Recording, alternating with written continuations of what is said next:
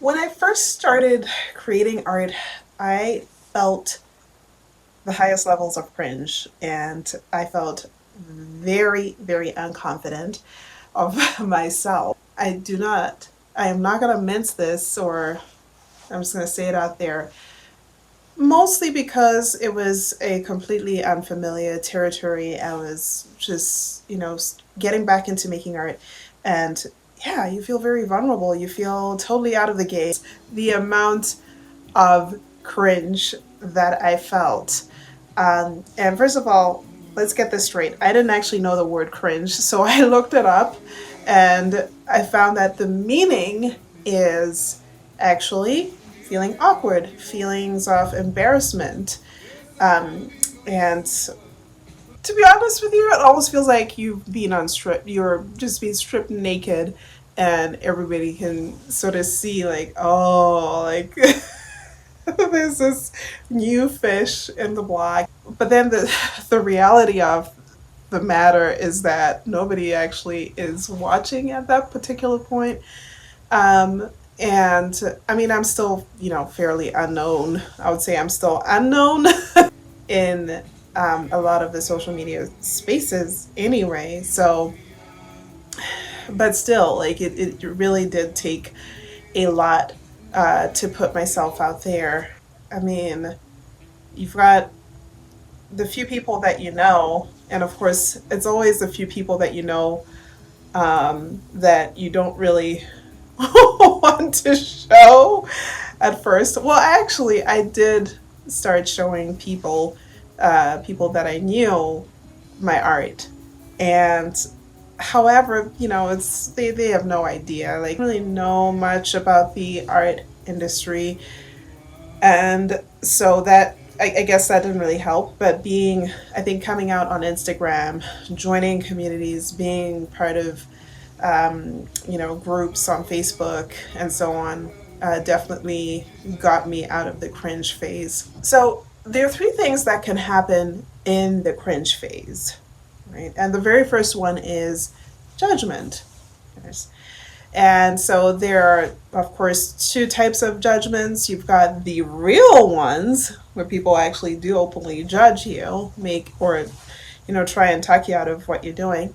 And then you've got the imagined ones, the ones where nobody's actually really saying anything, but you just sort of feel that you're being watched in some way, or you're being judged in one way or the other. So why don't we start with the unimagined ones?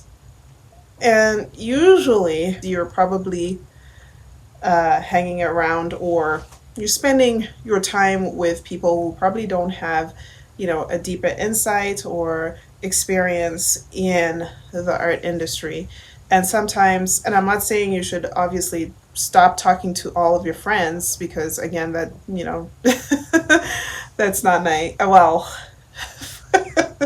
they're still your friends, right? So, but they don't really have, the knowledge about the industry. And if your interests are there, then you have to start looking for the people that can really push you in that direction, and really, get you to show yourself and continue to express yourself in the fullest way. And yeah, so for me, that place became, believe it or not, Instagram. Just because on Instagram, of course, there are thousands of artists there that you can just sort of connect with and link with.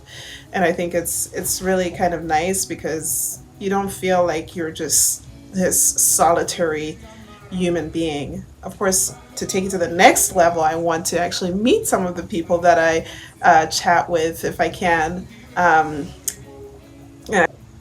the other thing is that sometimes people will offer their unsolicited advice, trying to tell you what you should do. And I've had, people telling me that I should actually, get a steady job. Okay, currently I actually already work from home and I teach. I'm an online teacher. But people make assumptions, about you. If they see you in a particular way, they don't get it. I mean, it's hard to believe. I've actually been working for 9 years from home. But anyway, the point is, if you're walking with, let's say, walking with the wrong people, they're on a different lane, and they're trying to get you to come over to their lane, whereas you've already diverged, you've taken a different path. Then, of course, you get to the imagined ones, the imagined judgment. And I'm talking overthinking, self doubt, and so many things, right? And I think that, in fact, that happened fairly early on. And I remember just feeling, this. I mean, it still happens. I'm not saying it never happens. I don't think the doubt is ever going to 100% leave.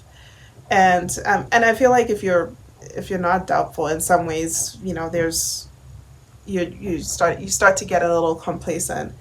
It's just that the only problem is if you're doubting the entire time, like all the time. I think the other thing that causes cringe is definitely fear of failure, of which it's not failure, in my opinion. It's totally the path of life. And life is filled with these amazing things called ups and downs, right? That are meant to teach you and show you, give you a lesson on whatever path or whatever trajectory you're on. And so, feeling that fear, can sometimes make the process very cringy. Of course, together with the self doubt we're talking about, and then the environments that you're in that can really intensify everything. To be honest with you, I don't think that you can actually fail in art. And again, you're on a learning pathway. It's a pathway of continued discovery and less of some kind of preconceived destination or result, right? And sometimes it does feel cringe in that way because most of the time people just associate, you know, getting some kind of a result, like some kind of, like you're making art, so therefore you should get something out of it. Well, what about my well-being? What about my inner being as well? Right? That person that wants to be let out, that person that wants to be free, that wants to, get out and express themselves in a way that they never expressed themselves. What about that person? I don't know. Like, I'm really getting into this. I just want to know from you guys, what do you think about it? Right? What do you think about constantly having some sort of monetary number pinned to your artwork? Now, I'm not saying that you should not monetize, and in fact, I have a whole list of ways that you can monetize if you're interested in that. That's not what I'm saying. The learning path. It's a learning path. If you see a kid falling down, they get up instantly and they keep going. You're not gonna be like, oh, you fell down.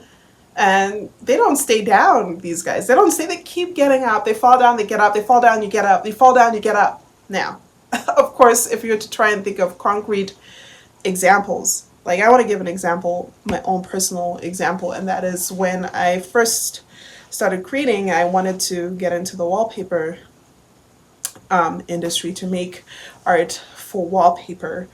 And of course, once I started pitching, I realized, oh gosh, this seems like it's really hard, and there are not very many. I also realized that there weren't many wallpaper companies out there that were looking for artists, right? A lot of them use in-house, designers, a lot of them. So that didn't, come to me straight away.